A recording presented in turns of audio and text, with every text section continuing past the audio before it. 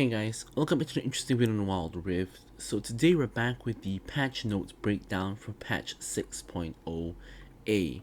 So the first thing I kind of wanted to cover is the iPhone overheating issues and things like that. They didn't actually put it in here, but as an iPhone user myself, I kind of commented. So what I've noticed is that now the overheating is not so bad, so I can play more than one game at a time, but I still think one game drains more battery than what it used to. So I think that the problem is partially fixed but not completely, if you ask me. So hopefully they continue to fix that. I do know some other people are experiencing lags and crashes at team fights as well, but I didn't really get that personally, so I can't really comment too much on that.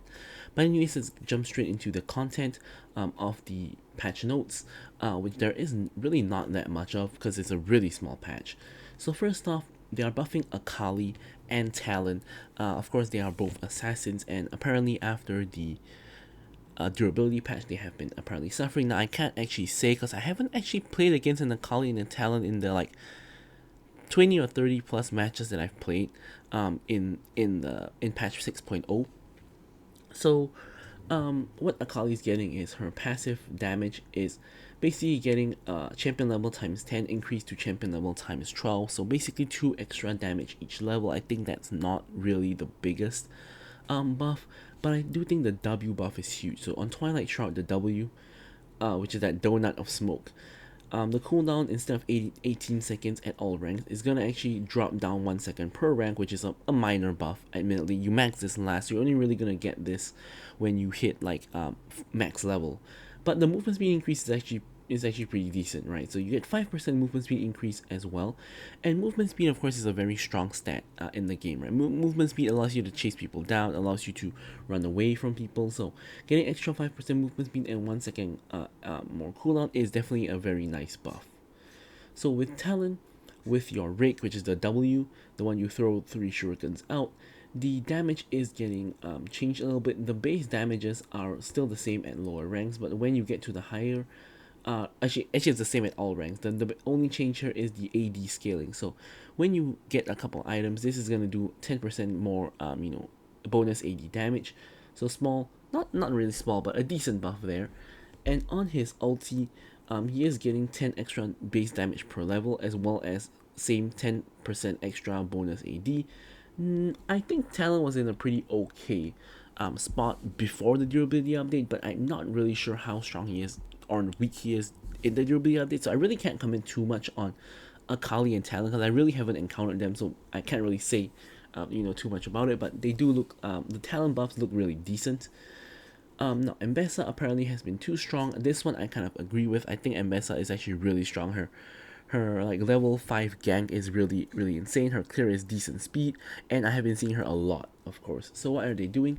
Basically, Drake Hound Step, which is the passive. Of course, this is not talking about the dash. This is talking about the extra damage you get with the extra range on the passive. Basically, the base damage is going from 6 to 1 instead, and it's still champion level times 4.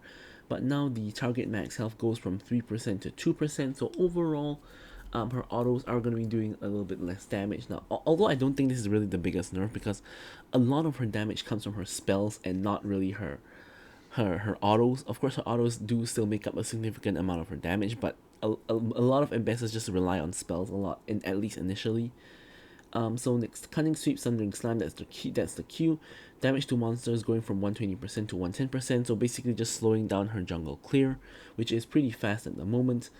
And Public Execution, the ulti cooldown is going up by 10 seconds, but perhaps most significantly, the cooldown refund if you miss is not going to be half anymore, it's only going to be 35%. So you're still going to have to wait for 65% of the cooldown, and I think this one is a pretty big change because a lot of Mbessas miss their ult. The ult is not that easy to hit, admittedly, from time to time, so getting less refund is a pretty significant nerf. So overall, Mbessa just getting hit all over the place. And yeah, you can see we only really have 3 champion changes, which is, yeah, pretty interesting. So Randuin's Omen. Now I have seen this a decent amount. Basically what happens now is it's getting extra 10 armor, but the slow resist you gain when you're at full stacks is reduced from 40% plus 1% bonus health to 20% plus 0.5 bonus health, which is a huge nerf to Random's Omen. But obviously, if you just really think about it, 40% plus 1% bonus health slow resist just is insane, right? Like, you're gonna get like 40 something percent slow resist, which is really just whack. So I think that they kind of messed up a little bit releasing the item with these kind of stats, but this seems a lot more reasonable. So finally, the last two changes are going to be Baron and Elder. Basically, the change is Baron minions are going to be less tanky. So they used to get 20% damage reduction. Now it's 10 to 20%. So if you take an earlier Baron, they're going to be less tanky, which I think makes a lot of sense. The minions are really, really tanky now, especially because I thought they were going to revert from T-Hex to the old Baron, the one where you need to stand close to the Baron to give it the buff.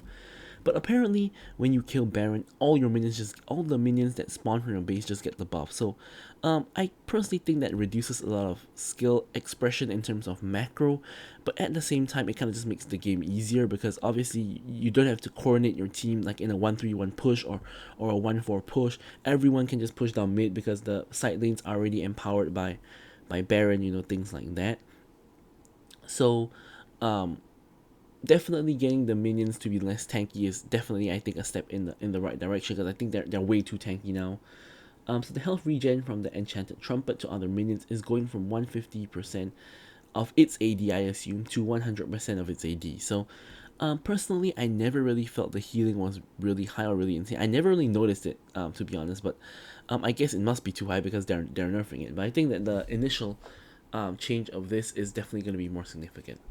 So next up, Elder Dragon. Basically, the burn damage is going to go down from 450 true damage in 3 seconds to 345 damage in 3 seconds. So, basically, it's dealing too much true damage.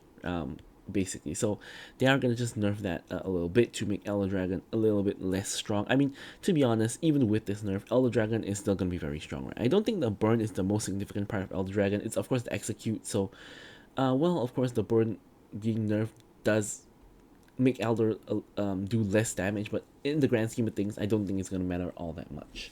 So that's pretty much it for the patch. It's a really, really small one. Don't have any like skins or events or anything like that coming up. So thank you guys so much for watching the video, and goodbye.